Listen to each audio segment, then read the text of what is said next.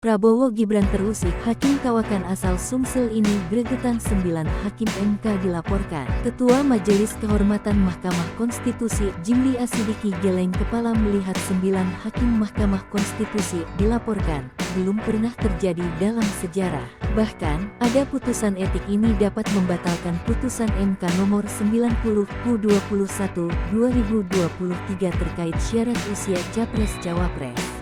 Salah satu permohonan adalah ex-Menteri Hukum dan HAM, Denny Indrayana.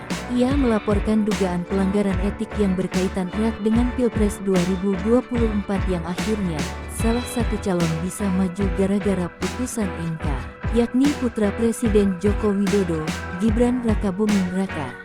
Jimli mempersilakan Denny menyertakan keterangan ahli terbaik. Namun Jimli tak menjawab secara tegas apakah memberi ruang pembatalan putusan MK.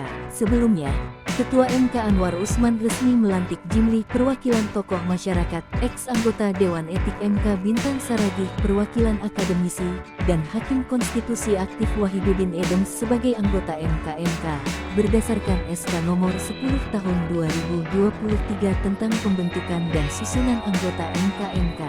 Sebagai informasi, dugaan pelanggaran kode etik ini mengemuka pasca MK yang diketuai ipar Presiden Joko Widodo, Anwar Usman, mengabulkan gugatan terkait syarat usia calon presiden dan wakil presiden pada Senin tanggal 16 Oktober tahun 2023 lewat putusan kontroversial. Seperti diketahui, ada 9 pelapor baik perorangan maupun perhimpinan di antara tim advokasi peduli pemilu, Denny Indrayana, Advokasi Rakyat untuk Nusantara, Rekat Nusantara dan tim pembela demokrasi Indonesia melaporkan 9 Hakim MK dengan dugaan pelanggaran kode etik terkait penetapan batas usia Capres-Cawapres.